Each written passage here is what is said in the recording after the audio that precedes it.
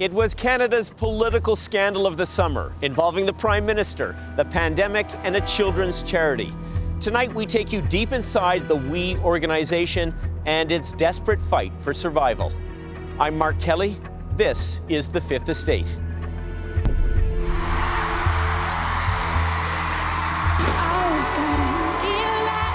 Ottawa 2015. Anticipation was in the air. We Day! Are you ready for a special guest? For the founders of the WE charity, Marc and Craig Kielburger, this was a crowning achievement. Ladies and gentlemen, Justin Trudeau was sworn in less than a week ago as Canada's 23rd Prime Minister. Today, he will be taking the WE Day stage along with his wife, Sophie Trudeau, and it's their first public appearance since their swearing-in ceremony here at WE Day. How cool is that? So, ladies and gentlemen, please welcome, with a big WE Day welcome, the Right Honourable Prime Minister of Canada, Justin Trudeau, and his amazing wife, Sophie Trudeau.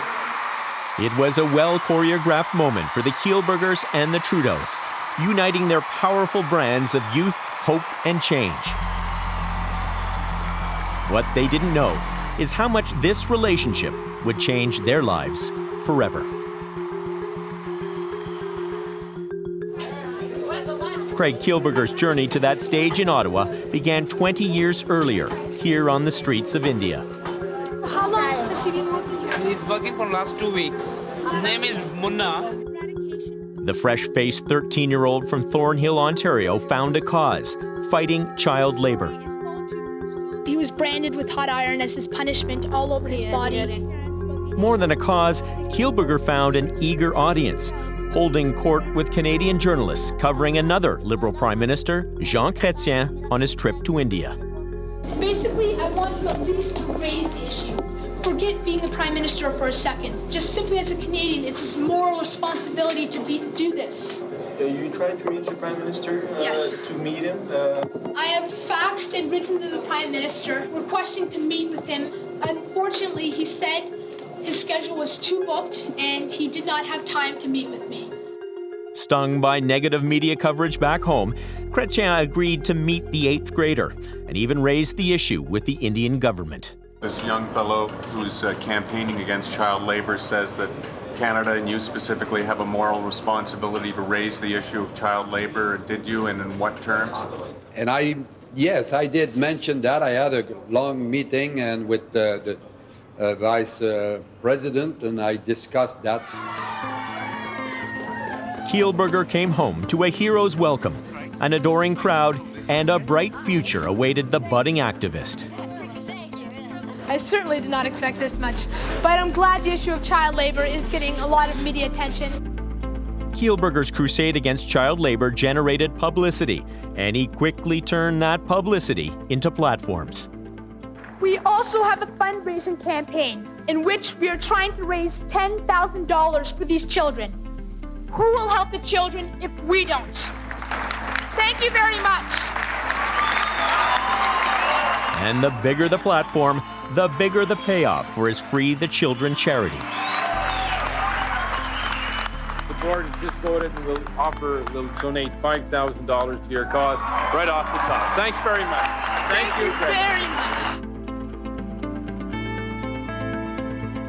much. Craig's big brother Marc would soon join the family mission of empowering kids to go out and change the world. There would be meetings with Mother Teresa, the Dalai Lama, but politicians came calling. A letter from U.S. President Bill Clinton, an invitation to speak at the U.S. Congress. But an appearance on the Oprah Winfrey Show would forever change the course of the charity. We're talking almost nothing here to give these children a chance. I'd like to commit to building 100 schools around the world. 100 schools. Oh my gosh. But Oprah's funding wouldn't last forever. To grow their charity, the Kielburgers needed to forge relationships with politicians, wealthy families, and wealthy corporations.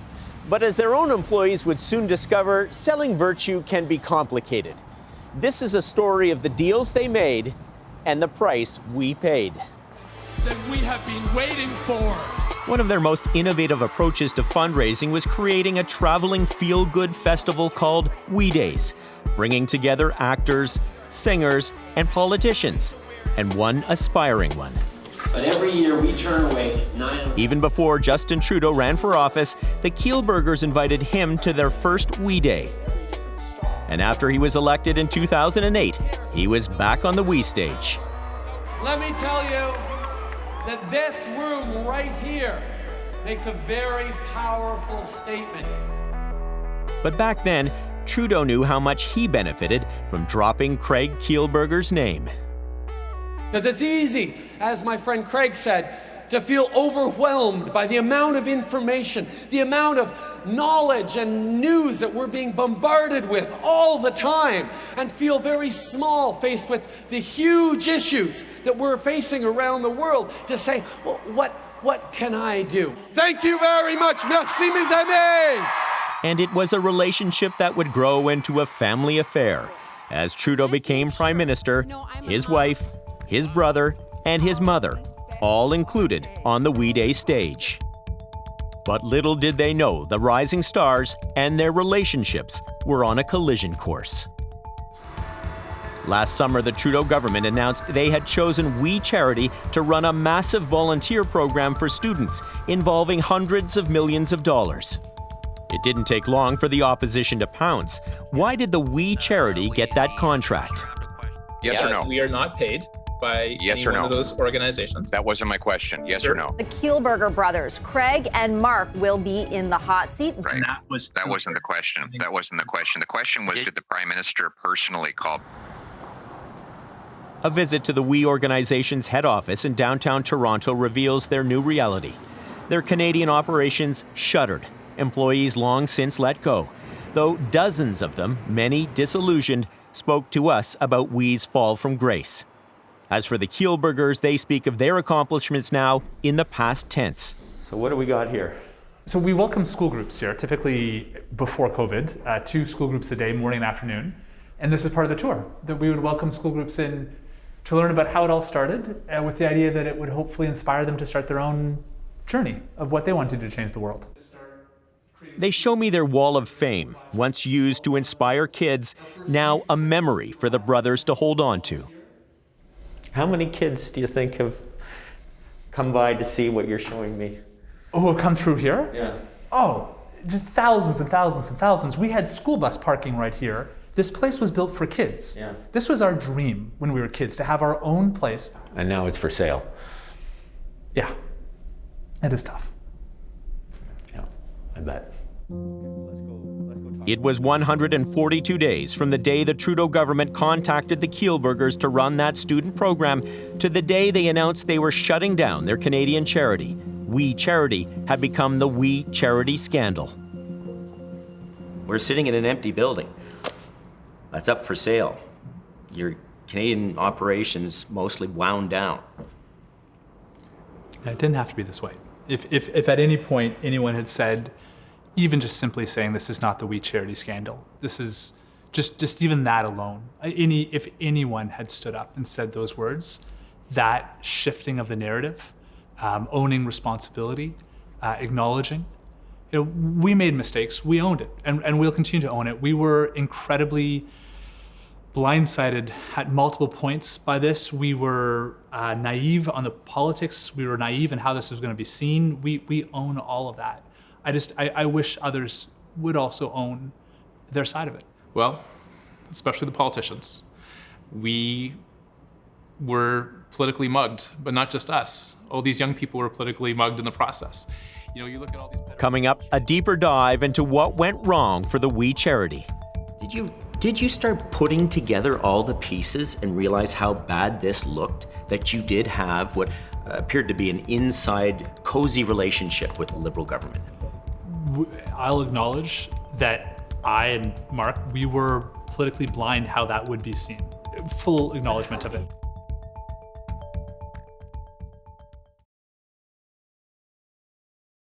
We Day, do you feel the power? Together, we can change the world. We Days like this one in 2016 didn't necessarily change the world, but they certainly changed Marc and Craig Kielburger's world. We Days were the public face of the charity. But then there was the business side.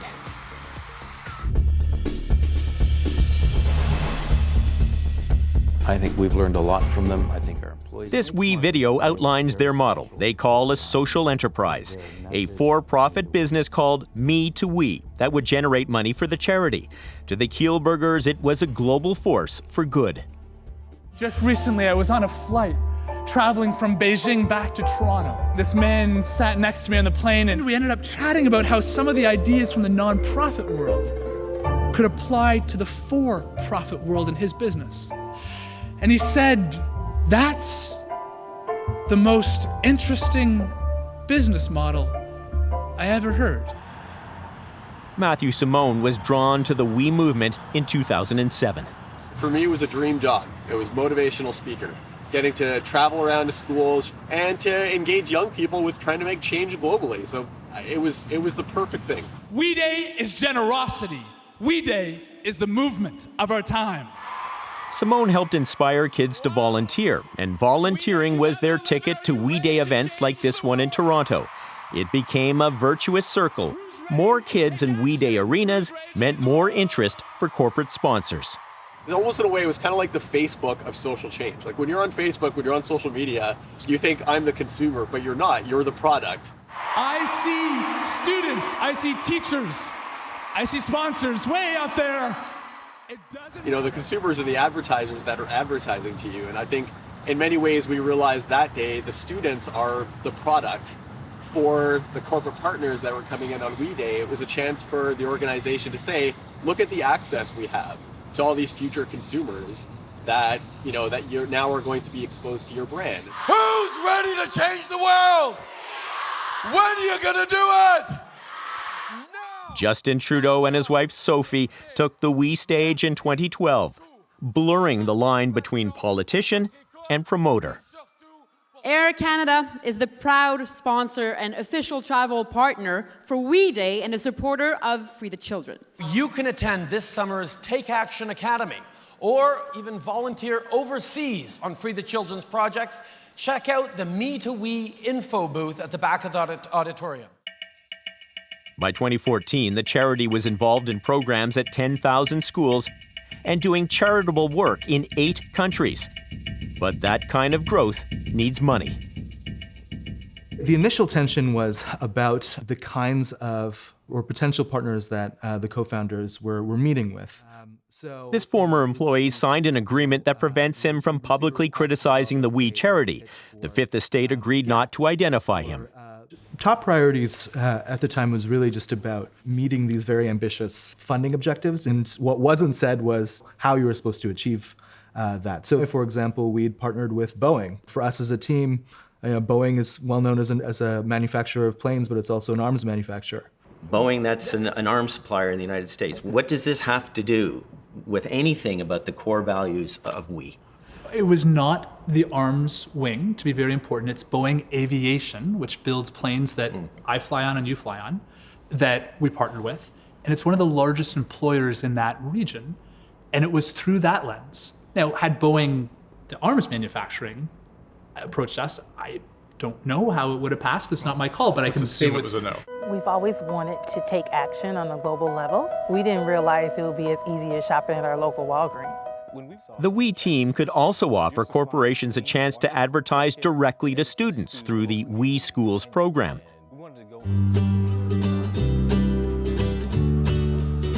In the We charity food drive called Scare Hunger, students didn't just collect bags of food, they then loaded them on to Ford F-150s. All right, so St. Charles Catholic School really stepped up, and they actually filled up the entire box of this F-150, so we had to come back to the dealership. We Scare Hunger! Yeah. The sight of young We volunteers doubling as props for corporate ad campaigns might make some uncomfortable, but not the Kielburgers. Your own parents were educators. Do you think it's appropriate to be having corporations who are advertising to kids through the We curriculum? Yeah, not sure if advertising to kids is the right way of characterizing it. They're providing tens of millions of dollars of free materials to schools to help teachers bring these activities to life. And the contradiction for you was that these corporations weren't in keeping with what WE's global brand was supposed to be? Its global brand, its history, its origin story. Dow Chemical Company, polluting our rivers, poisoning our land, and now controlling our food? Then there was Dow Chemical. In 2014, they were under attack from food safety groups for their use of chemicals on our food supply. Do we really want Dow Chemical producing the food we eat? In 2017, an AP investigation reported Dow tried to kill a study that said certain pesticides were harming endangered species. Dow denied it. But it was pretty clear Dow needed a brand new image. Even the CEO had admitted it. I think the chemical industry, those are two very bad words, chemical and industry, needed to be rebranded. Today, we want to announce a new partnership with Dow to bring some exciting programs right here, some exciting programs for your school, some exciting programs right here in Michigan. We found this video on Dow Chemical's Facebook page from 2017. And there's Craig wearing a Dow logo, praising the company to a group of high school students. So they are a big deal here, but they're a big deal everywhere in how they help out. So please join me in giving a round of applause to the Chief Executive Officer of Dow. Andrew, please come on up here. Were you concerned the corporations were trying to use you to some extent? We were using the companies to fulfill a clear corporate mission and to say that we want you to be more purpose-led and purpose-driven. You're committed to making the country in a better world. We want you to say on the count of 3, we are Canada. 1, 2, 3. At this We Day in Calgary 2016, keeping donors happy was a full-time job. Organizers wanted to promote environmental projects on stage, including one to clean up oil spills. But in this email written by staffer Matthew Kennedy months earlier and obtained by the Fifth Estate, a reminder: don't say oil on stage. Rule. The We organization then sent us this response, saying it has no such rule, adding Mr. Kennedy's email was issued unilaterally without prior or subsequent approval or authorization from We. I just feel let down and disappointed, to be honest with you. Matthew Kennedy was a junior employee at We in 2016, helping produce We Day events like this one. He says the email reflected the minutes he took at a meeting of We executives. The idea that I, at that point in my career at We, could be making such important rule about what can or can't be said on stage at their biggest event ever at that point in their history, there's no truth based in that. Then, during that Calgary event in 2016, sources told us a donor with ties to the oil industry was furious the We Day featured environmentalist David Suzuki on the screen. I remember that one. I was there, actually spoke to the donor. And they were upset because a few months earlier, David Suzuki had compared the oil industry to modern-day slave traders. Based on our learning that year, the year of the Fort Mac fires, we decided that we would remove that particular clip. Canada's complicated. Canada is really complicated. When I travel across this great country, I'm lucky to meet so many people working hard to build a better future. What wasn't complicated? The Kielburgers' relationship with the Prime Minister. Their brands intertwined to promote the We Day to celebrate Canada's 150th birthday. What will your pledge be? Take the pledge to live We, because together, we are Canada. And the Kielburgers leveraged that relationship with the Trudeau government. Documents provided to the Fifth Estate reveal potential sponsors were told that for a price, they too could join, expose, and amplify their brand on the Canada 150 We Day stage. Hello, We Day! It wasn't just Justin Trudeau on stage. He was joined by his mother, Margaret, an outspoken advocate for mental health issues. I'm so proud to be a Canadian. I'm so proud to be part of We as well. But then an investigation into We's corporate partnerships crashed the party. The online news site Canadaland reported We Charity had corporate sponsors who used child labor in their supply chain. This was a charity that was founded to fight child exploitation. child labor, child slavery. The Kielburgers struck back hard.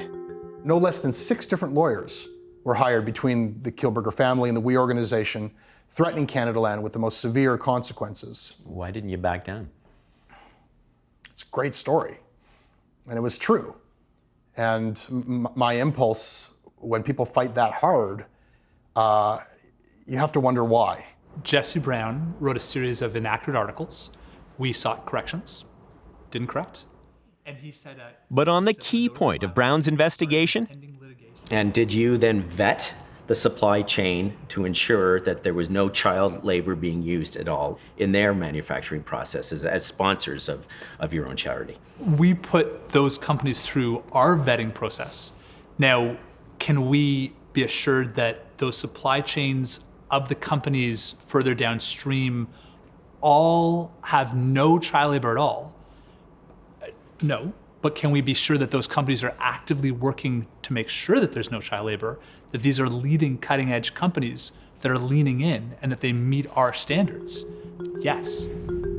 Then a former We employee leaked this document to Canada Land.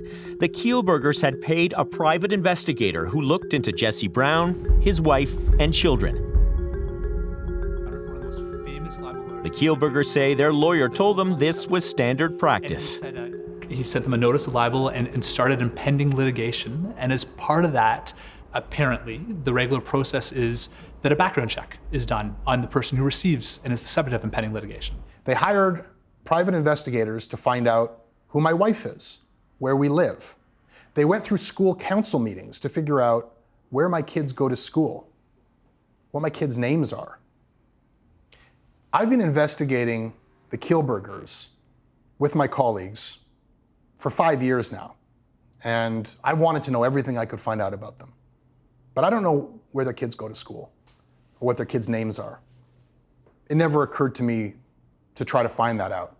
I just can't imagine why that's relevant. When we come back, the Kielburgers in Kenya.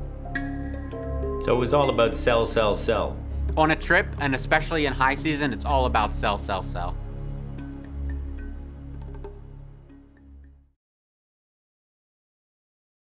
I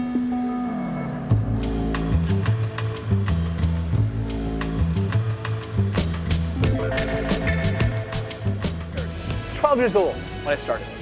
The moment that it all changed, 16. Phone call. Oprah Winfrey was invited on her couch. So she turns to me and says, I'd like to commit to building 100 schools around the world. 100 schools. If Oprah Winfrey taught Craig Kielburger anything, it was he needed donors with deep pockets to keep his charity growing. In this Speaker's Spotlight video, he shows how to convince executives that parting with their money meant making more money. The Kielburgers called it the we-conomy. Purpose is what makes people passionate about your brand. It makes people fall in love with your company. 75% of millennials would take a pay cut to work at a company that gives greater purpose. And what greater purpose than building clean water systems, a hospital, clinics, and putting a generation through school, as the We charity did in Kenya. So on behalf of everyone here, we want to say a special thank you, or as they say here in Kenya, Asante! Carol Mora has worked with the We charity in Kenya for a decade. So I really loved that aspect. And so even looking at how the Kisaruni philosophy was created by the community, not by the school. And so the community owned the project because they know this is not a We project, this is not a Canadian project, this is our project. So they really take very good care of those projects.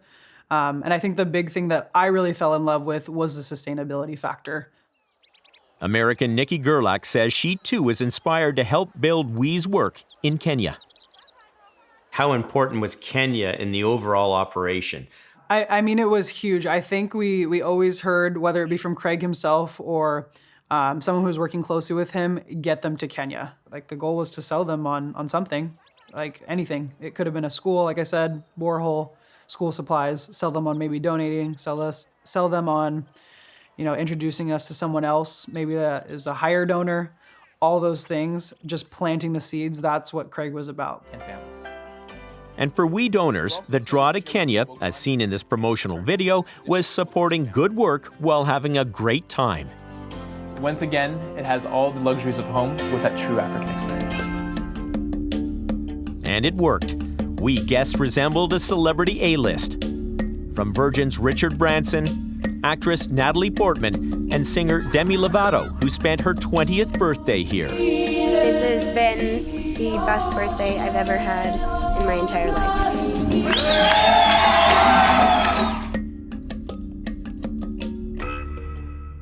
The excitement is incredibly high as the community is gathered. They're on the verge of striking water here at the aquifer.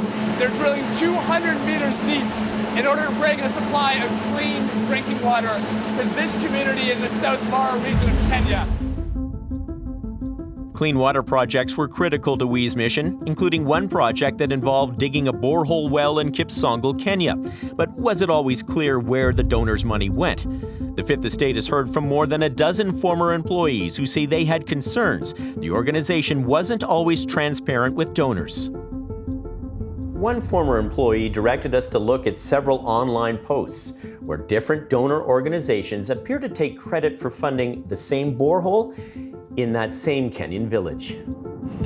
This group from Whistler said they paid for a clean drinking water project in Kipsongo. This students group from UBC said they made history funding an entire clean water well in Kipsongo. And this post from Unilever said they were raising $200,000, essentially the cost of a borehole in Kipsongo, Kenya. So, were all donors clear on what their donations were funding? In the years I've worked here, there's been no donor confusion. A borehole is just one component. We have several other pillars. We have the masonry tank, the piping, the water kiosks, the programmatic aspects, the technical aspects. Sometimes it's a solar-powered, borehole, the water management committee. We have team members on the ground who deal with the water pillar. Carol Mora in Kenya suggests there may have been some confusion by WE staffers, but not the Kielburgers. Maybe facilitator confusion, not donor confusion. But when you said the facilitators might have been confused, do you mean that the facilitators who explain this to the donors may have been confused? Maybe. After that interview, a WE executive sent us a letter denying any donor confusion. Has CBC spoken with a single funder of water in Kipsongo who was confused or felt that WE charity misrepresented information? So we spoke with the leader of that UBC donor group. James Cohen said the WE organization told him his group paid for the entire borehole in Kipsongo. I'm 100% sure that's what they said. Another donor told us she was sent an email that said her group's donation is actually enough money to implement a clean water system for a community. The charity sent them a photo of what the donor sponsored. It was labeled Kipsongo Borehole. And we found several more examples online of donors who say they raised funds for that same Kipsongo well water project. I saw an organization doing good for communities. But as I got more exposed, I think it became a balancing game. How much can you get away with in the name of doing good? This former employee we're calling Bruce asked us to protect his identity to protect his current job.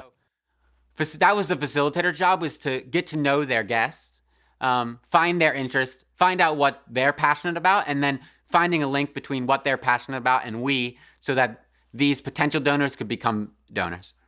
So it was all about sell, sell, sell. On a trip, and especially in high season, it's all about sell, sell, sell. And selling meant delivering. Bruce remembers when a donor was coming to visit a newly built women's empowerment center in Kenya. But the center's promised kitchen was an empty room. The employee says Craig told him to fill it fast. I got old serving trays, plates, spoons. I went to Kisaruni, which is just across the street, the girls' high school, and grabbed some stuff that they weren't using that day and found an empty room and built a kitchen for Craig. I remember distinctly, I took a photo of the kitchen and sent it through WhatsApp to Craig, and his response was, looks great, add more. He wanted me to build an even greater extension of this kitchen so it looked even more real and authentic, so the guests would never even think about it not being a real kitchen. There was no request that ever came from me to say we needed to change anything other than what the donor wanted. Did this employee go out, scrounge up items, put it in there to make it appear that this space was in fact a kitchen? Did this happen? No. Full stop, no. Not as represented. This person did not have proper context or is misrepresenting facts. We Charity later explained the staffers were merely putting up decorations. But after our interview with the Kielburgers, a second source came forward and confirmed Bruce's story, telling us the makeshift kitchen was dismantled right after the donor had left. The Fifth Estate was also told about an incident involving the Baraka Hospital, built and maintained by We donors. Two sources said when donors toured the hospital, We employees would make sure the hospital was filled to look busy. That's another insult, Mark. That's another insult to myself and the team of professionals that work at Baraka Hospital. Which team of professionals will line up healthy people to pose as patients? That's an insult and I don't take it kindly, and it has to be withdrawn. Don't know the circumstances of that specific situation, but often if we had the opportunity to engage community members, we would do some kind of programs with the mothers, and those mothers would do some kind of prenatal program or some kind of nutritional program. And part of the activity was for donors to interact with those community members, so we would hopefully ask the community to come be part of those educational campaigns so they could meet the donors. And I think that's the context you're seeking. But we were sent this text message from a source. On August 3rd, 2017, donors from the UK were visiting, and the We tour guide messaged ahead. Beecham Group on way to Baraka in 10 minutes. Please ensure lots of patience. Thanks. Carol was on that group text. The Fifth Estate sent it to her during our interview. The patients are already there. And so what happens is we want to ensure which services are we offering on this day. We want the guests to experience that. Carol, if the patients were already there, why would you be saying, please ensure lots of patients? That's what I'm saying. This text could have been sent by a facilitator who does not know the ins and outs of Baraka Hospital. After that interview, we staffers asked the woman who sent the original text to send us a clarification. Based on what was explained to me, you are misinterpreting this text message. We wanted them to ask the patients if they would be willing to interact with donors. But that text was clear to Bruce, and he says this wasn't the only time he was asked to help make the hospital look busy for donors. Really, I got to see the impact that they were making in the community, and it made me feel great about the job I was approaching to start. But then there's the other end of how much can you stage before it's fake, and they would push that boundary to the extreme a lot, to where, yes, you're telling the story of We, but it's coming off as fake. The Kielburgers point to forensic audits that show that all the money raised from donors went to fund projects. And there's no question the We charity has had a huge impact on the lives of thousands of Kenyans. We're here to celebrate a dream come true, a unique initiative that started in Ontario, Canada, over 25 years ago. In 2019, the We College was opened.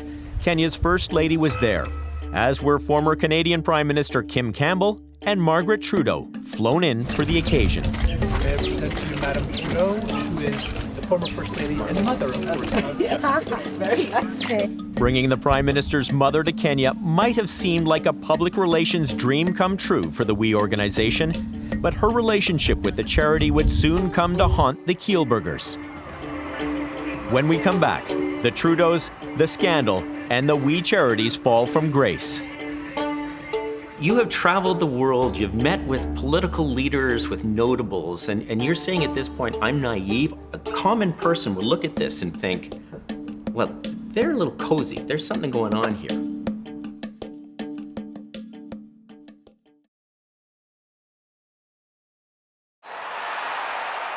Make some noise for Marc and Craig Kielburger. Good morning, We Day! This is We Day in London, England. 2020 could not have started out better for Marc and Craig Kielburger. Are you ready to change the world? And their relationship with the Trudeaus could not have been stronger. Hello, We Day! Hi! Margaret Trudeau was flown to the event along with the Prime Minister's daughter, Ella Grace. And thank my grandma for bringing me out here. I'm really happy. Thank you. Please welcome Sophie Gregor Trudeau. And the Prime Minister's wife flew in for the event too. But no one knew this would be the last We Day for the foreseeable future. They're creating makeshift morgues and turning to the black market for medical supplies. Mandatory quarantine for anyone entering Canada. There is supply in place, so there is no need to panic buy. The global pandemic exploded. Gregoire and the actor Idris Elba both contracted COVID after attending the event. The We organization, powered by packed arena events and volunteer trips, was decimated.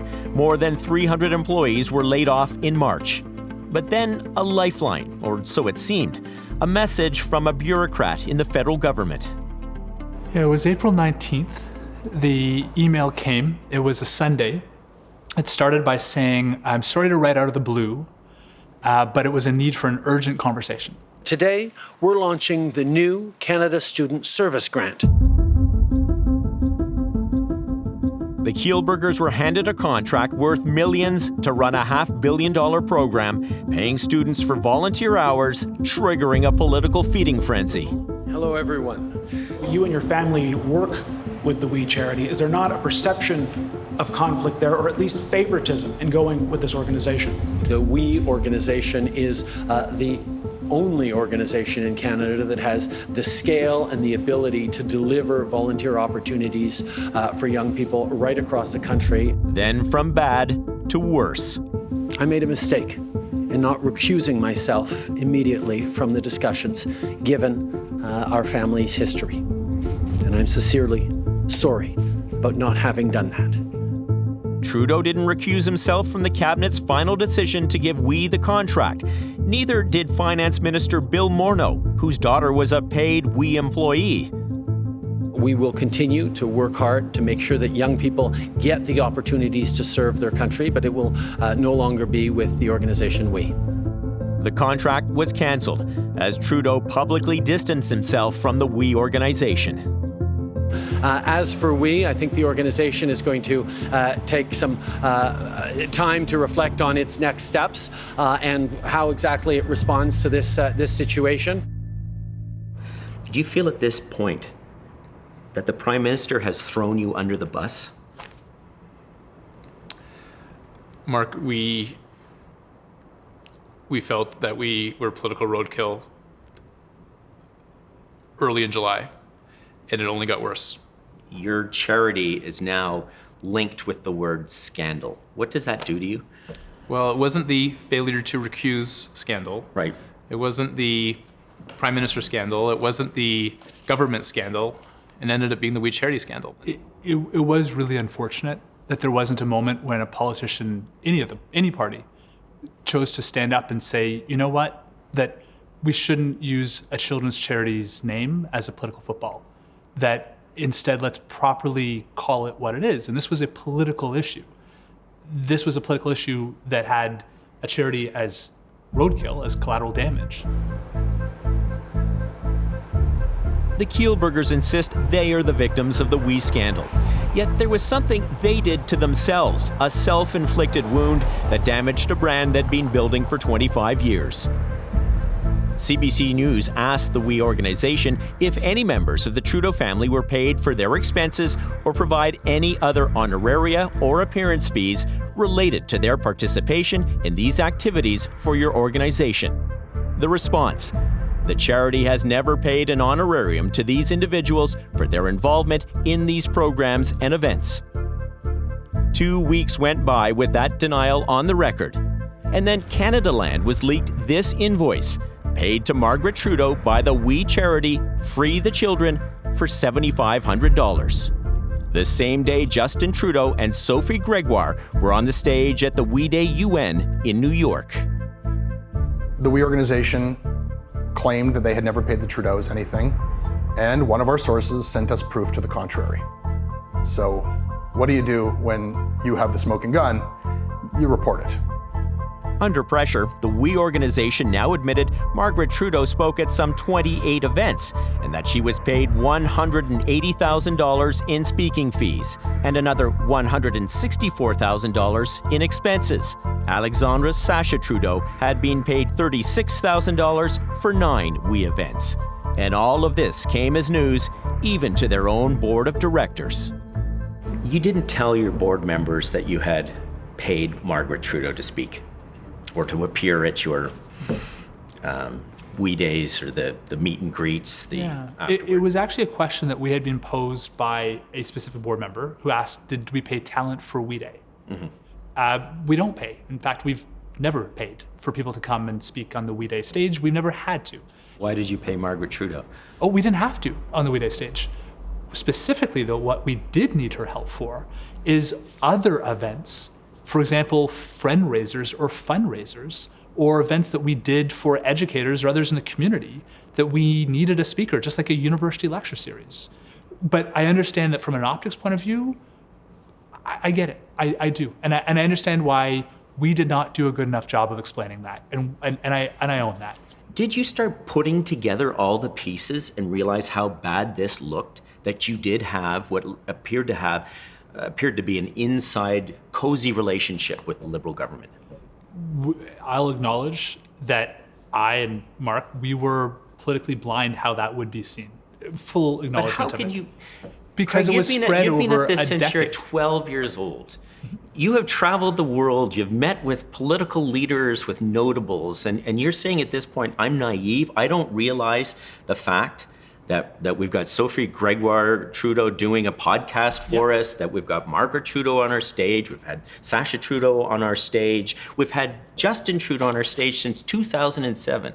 You don't believe that a common person will look at this and think, well, they're a little cozy, there's something going on here. It's very fair for someone to say that there is a relationship. And Marc, your point is valid because the optics weren't great. We understand that, but please also realize that we were working with politicians of all stripes, of all parties, in every region of this country. And frankly, in hindsight, let me be very candid, I wish we hadn't. Their Toronto office now sits empty, the building up for sale. But a look at WE's website shows the organization is still soliciting donations, still promoting international projects. Corporate sponsors like RBC, KPMG, and Loblaws abandoned We during the political storm. And so too did the Prime Minister. The Kielburgers learned there is no charity in politics. It's a game of survival. Prime Minister Trudeau has never checked in just to see what was the outcome for you, to check in on you. What would you want him to know? What would you say to him now, if you could?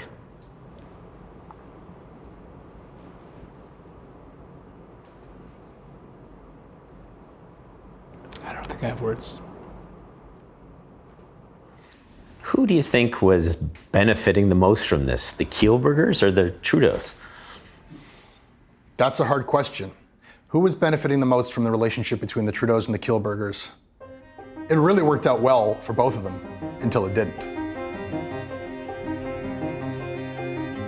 Well, what would young Craig say about that? I don't know. If we go back in time, I'd be interested to see what would they have said. I'm thinking of perhaps working for some organizations, some NGOs, then perhaps going to Doctors Without Borders, and who knows, maybe politics along the way also. Don't even ask.